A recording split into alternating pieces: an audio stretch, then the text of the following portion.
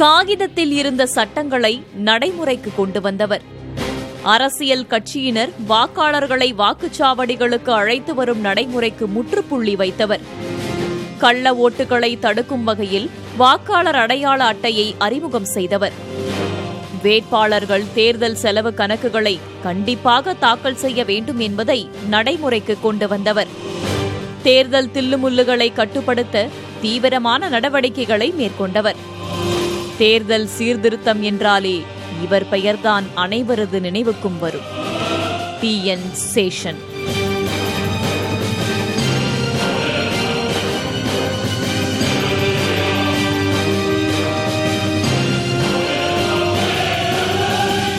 India சுதந்திரம் அடைவதற்கு முன்பு ஒருங்கிணைந்த மெட்ராஸ் மாகாணத்தில் இருந்த கேரளாவின் பாலக்காடு மாவட்டத்தில் 1932 டிசம்பர் 15 பிறந்தவர் டி.என். சேஷன். சொந்த ஊரின் அடையாளத்துடன் திருநெல்லை நாராயண ஐயர் சேஷன் என்று அழைக்கப்பட்டார். பாலக்காட்டில் உள்ள BEM உயர்நிலைப் பள்ளியில் பள்ளி படிப்பை முடித்தார். பாலக்காட்டில் உள்ள விக்டோரியா அரசு கல்லூரியில் இடைநிலை படிப்பை நிறைவு செய்தார். சேஷன் சென்னை கிறித்தவ கல்லூரியில் இளநிலை இயற்பியல் படிப்பில் இணைந்தார். இயற்பியலில் பட்டம் பெற்ற பின்னர் அதே கல்லூரியில் 3 ஆண்டுகள் செய்முறையாளராக பணியாற்றினார். அந்த காலத்தில் மாணவர்களால் பெரிதும் மதிக்கப்பட்டவராக விளங்கினார். கிறித்தவ கல்லூரியில் பணியாற்றிக் கொண்டே 1953 IAS தேர்வெழுத விரும்பினார் சேஷன். ஆனால் அப்போது அவருக்கு வயது 21 தான்.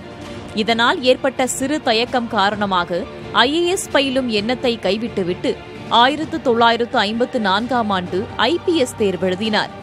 இதில் நாட்டிலேயே முதல் மாணவராக தேர்ச்சி பெற்றார் அவர். IPS படிப்பு முடித்த போதிலும் IAS மீது அவர் கொண்டிருந்த ஆர்வம் சிறிதும் குறையவில்லை. இதனால் அடுத்த ஆண்டே, அதாவது 1955 IAS தேர்வெழுதி அதிலும் தேர்ச்சி பெற்றார் சேஷன். படிப்பதில் அதிக காதல் கொண்டிருந்த அவர் பிறகு அமெரிக்காவில் உள்ள ஹார்வர்ட் பல்கலைக்கழகம் சென்று பொது நிர்வாக பிரிவில் முதுகலை பட்டம் பெற்றார். அந்த படிப்பை முடித்து நாடு திரும்பிய அவர் இந்திய நிர்வாக ஆட்சிப் பணியில் சேர்ந்தார். கோவை, திண்டுக்கல் மாவட்டங்களில் உதவி ஆட்சியராக பணிபுரிந்த சேஷன் மதுரை மாவட்ட ஆட்சியர், போக்குவரத்து துறை இயக்குநர், வேளாண் தொழில்துறை செயலாளர் என தமிழகத்தில் பல பதவிகளை வகித்துள்ளார். மிக திறம்பட செயல்பட்ட இவருக்கு மக்களிடம் நற்பெயர் கிடைத்தது.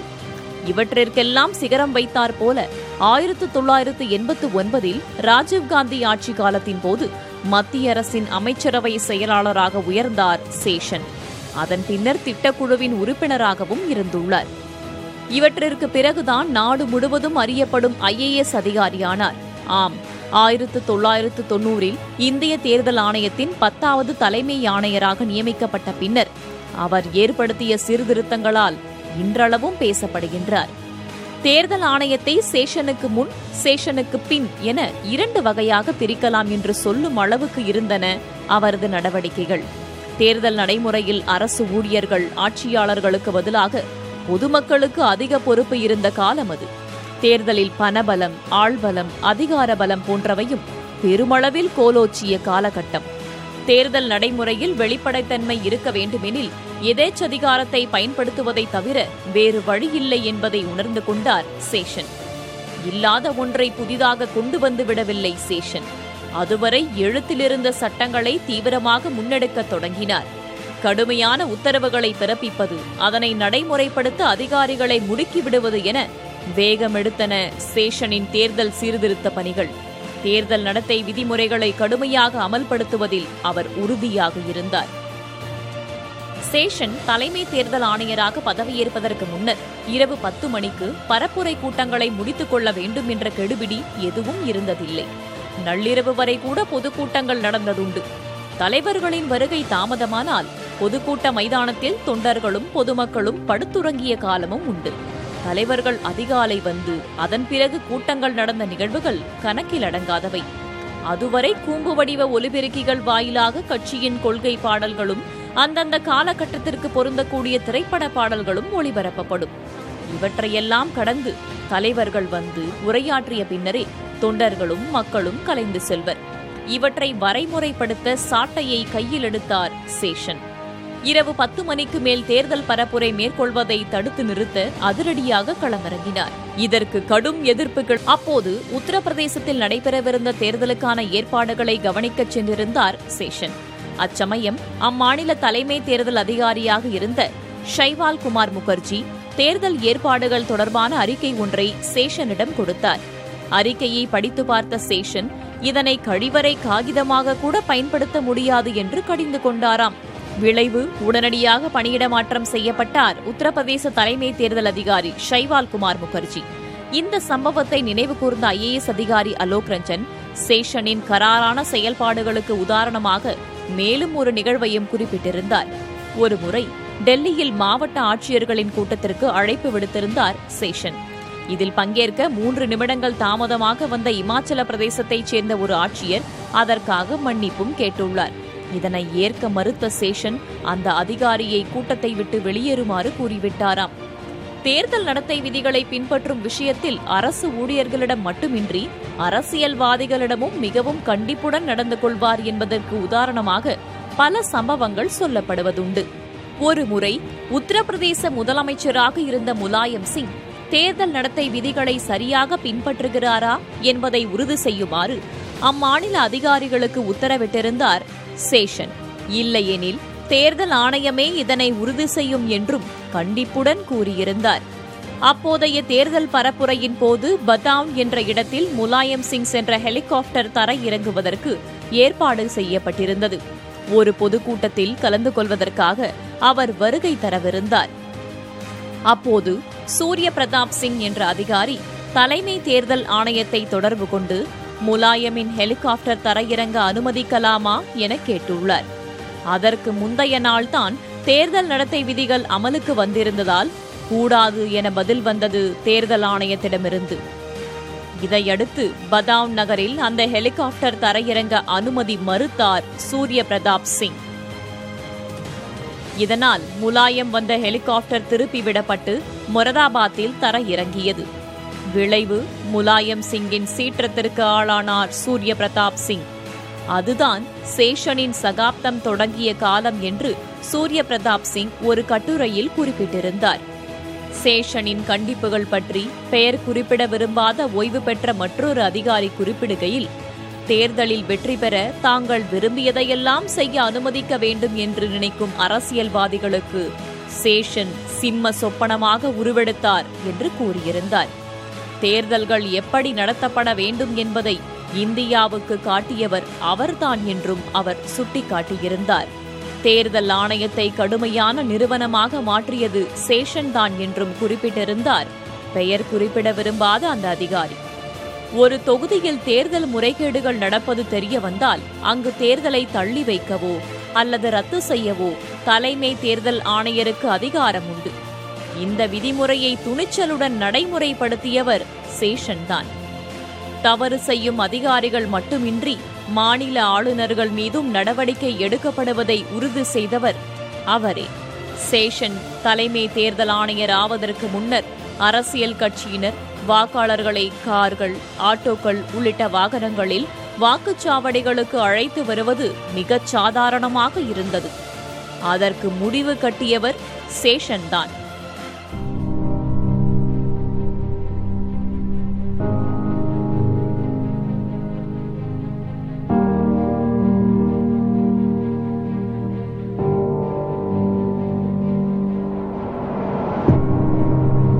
தேர்தல் செலவு கணக்குகளை கட்டாயம் தாக்கல் செய்ய வேண்டும் என்ற நடைமுறையையும் கொண்டு வந்தவர் அவரே. அத்துடன் சட்டப்பேரவை மற்றும் நாடாளுமன்ற தேர்தலில் போட்டியிடும் வேட்பாளர்கள் ஒரு தொகுதிக்கு இவ்வளவு தொகையை தான் செலவிட வேண்டும் என்ற கட்டுப்பாடுகளை அமல்படுத்தியவரும் அவர்தான். இது இன்று ஒரு வழக்கமாகவே ஆகிவிட்டது.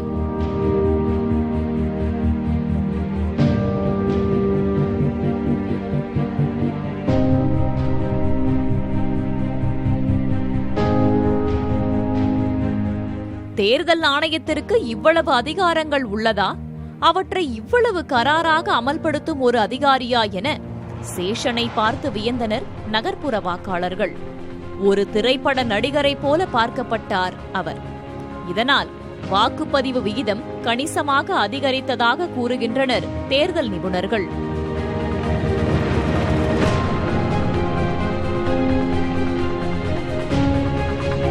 மாடல் கோட் ஆஃப் கான்டக்ட் அப்படிங்கிற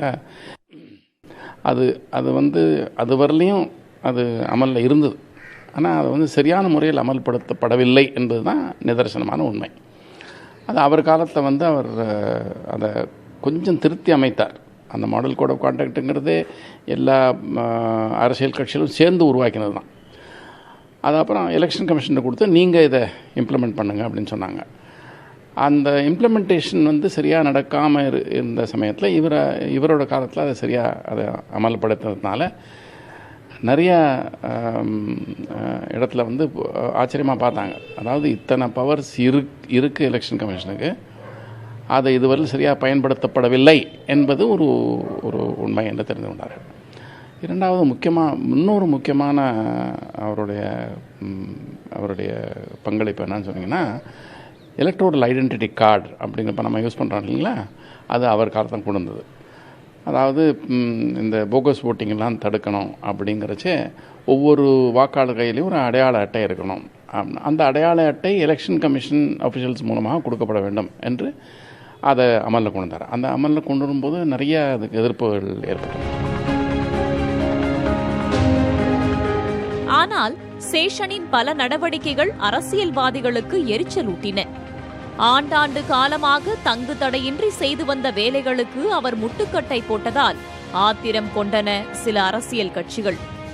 இது பற்றி எழுதிய சில வெளிநாட்டு பத்திரிகைகள் இந்திய தேர்தலில் இருந்து வரும் பணபலம், அதிகார பலம் மற்றும் ஆளுங்கட்சியினரின் பலத்தை கசையால் ஒடுக்கியவர் என்று சேஷனை புகழ்ந்தனர்.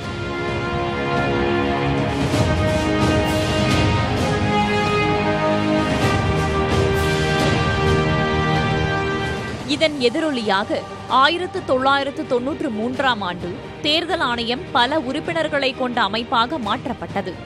அதற்கு முன்பு வரை ஒரே ஒரு தேர்தல் ஆணையரை மட்டுமே கொண்டதாக இருந்தது தேர்தல் ஆணையம்.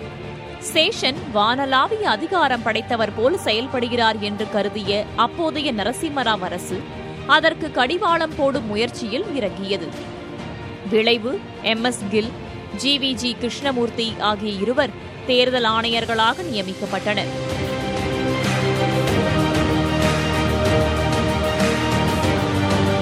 தீவிரமாக எல்லாத்தையும் அமல்படுத்துகிறார் அப்படிங்கிறச்ச இவரை ஒரு கட்டுக்குள் கொண்டு வர வேண்டும் அப்படிங்கிறதுக்காக என்ன பண்ணாங்கன்னா 2 எலெக்ஷன் கமிஷனரை நியமித்தாங்க. முதல்ல அவர் மாத்திரம்தான் இருந்தார். இது அவருக்கு இணையான இது வைக்கணும்னு சொல்லிட்டு 2 பேரை கொண்டு வந்தாங்க. அப்படி இருந்தும் எலெக்ஷன் கமிஷனோட தீவிரம் குறையலை. அதனால் இவரை கட்டுப்படுத்துறதுக்காக கொண்டு வந்த ஒரு அடிஷ்னல் எலெக்ஷன் கமிஷனர் வந்த போதிலும் அவர் எப்படி அதை கையாண்டாருங்கிறது எனக்கு தெரியாது. ஒருவேளை அவங்களே சொல்லியிருப்பாரா இருக்கும், இதில் எதுவும் நம்ம குறைபாடு காணப்படுமே, ஏன்னா அது எலெக்ஷன் கமிஷனுக்கு ஒரு இழுக்கு, அதனால் அது செய்யக்கூடாது அப்படின்னு அவங்கள பர்சுவேட் பண்ணியிருப்பாருக்கும். என்ன எப்படி பண்ணாரோ. ஆனால் அந்த இவங்க 2 பேர்னால அவருடைய வேலை குறைவுபடும் அப்படின்னு எதிர்பார்த்துருந்தாங்கன்னா அது ஆகலை.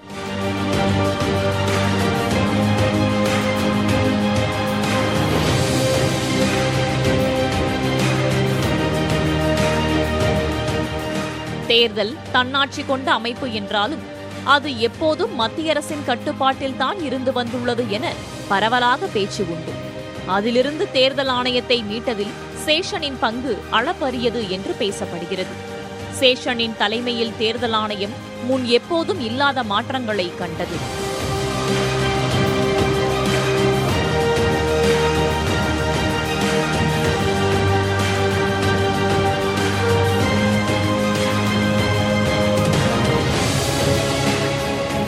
தேர்தல் ஆணையத்தின் தலைமை பொறுப்பில் இருப்பவர் எப்படிப்பட்டவர் என்பதை பொறுத்தே அதன் செயல்பாடுகள் இருக்கும் என்பதற்கு சேஷனைத்தான் உதாரணமாக சொல்வார்கள்.